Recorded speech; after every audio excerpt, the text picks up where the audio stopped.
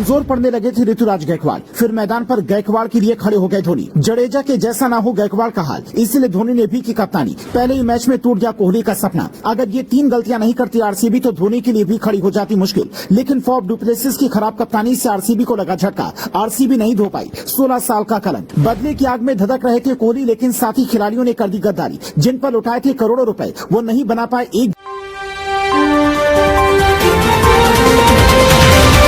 Run. Chepauk stadium में धोनी के धुरंधरों ने मारी बाजी। इधर जैसे ही रॉयल चैलेंजर बेंगलुरु को ऋतुराज गायकवाड़ ने बुरी तरह हराया, उधर तुरंत सूर्य कुमार यादव का हैरान करने वाला बयान सामने आया। गायकवाड़ की तारीफ में रोहित शर्मा ने भी पढ़े ऐसे कसीदे, देखकर दुनिया रह गई दंग। धोनी के शेर ने पहली मैच में कर दिया कमाल। रॉयल चैलेंजर बेंगलुरु को बुरी तरह से हराकर चेन्नई सुपर किंग्स ने रचा इतिहास। रॉयल चैलेंजर बेंगलुरु लगातार 16 साल से चेपॉक स्टेडियम में हार रही है।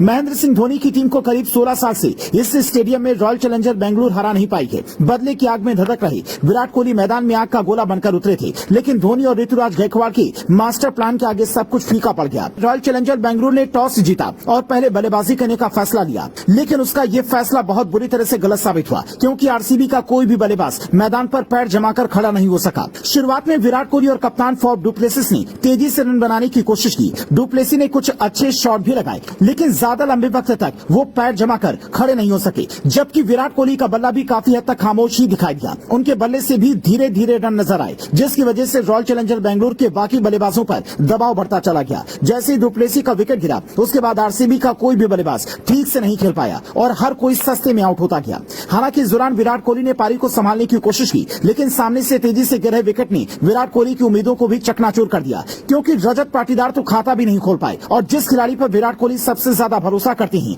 ग्लेन मैक्सवेल, वो भी खराब शॉट खेलकर बिना खाता खोले आउट हो गए। एक वक्त पर आरसीबी ने 78 रन पर अपने 5 विकेट गंवा दिए थे, लेकिन इसके बाद कुछ हद तक अनुज रावत और दिनेश कार्तिक ने पारी को संभाला और उसी का नतीजा रहा कि रॉयल चैलेंजर बेंगलुरु की टीम 173 रन बनाने में कामयाब हो सकी। अगर बात करें रॉयल चैलेंजर्स बेंगलुरु की कमी की, तो सबसे पहले ओपनर बल्लेबाज ज्यादा कुछ कमाल नहीं कर पाए, जिसकी वजह से मिडिल ऑर्डर पर लगातार दबाव बढ़ता चला गया और आरसीबी का मिडिल ऑर्डर भी पूरी तरह से शर्माया नजर आया। कोई भी बल्लेबाज कमाल नहीं कर सका। टॉप ऑर्डर और मिडिल ऑर्डर के फ्लॉप होने के साथ ही गेंदबाजी में भी रॉयल चैलेंजर्स बेंगलुरु की टीम कमाल नहीं कर सकी, जिसकी वजह से धोनी के धुरंधरों ने गजब की बल्लेबाजी करते हुए पूरे मैच को अपनी मुट्ठी में कर लिया। एक वक्त भी ऐसा नहीं लगा जब धोनी की टीम इस मुकाबले से बाहर हुई हो। रॉयल चैलेंजर्स बेंगलुरु पर हमेशा सीधे तौर पर दबाव दिखाई दिया। दबाव का ही नतीजा रहा कि अपने पहले ही मुकाबले में आरसीबी एक बार फिर चेन्नई के सामने हार गई। कुछ लोग इस हार के लिए कप्तान डु प्लेसिस को भी जिम्मेदार मान रहे हैं, लेकिन इस मुकाबले में रॉयल चैलेंजर बेंगलुरु न तो बल्लेबाजी में कमाल कर पाया और न ही गेंदबाजी में, जिसका नतीजा उसे हार के रूप में चुकाना पड़ा। वैसे आपको क्या लगता है, रॉयल चैलेंजर्स बेंगलुरु क्यों हारी? अपनी राय दें।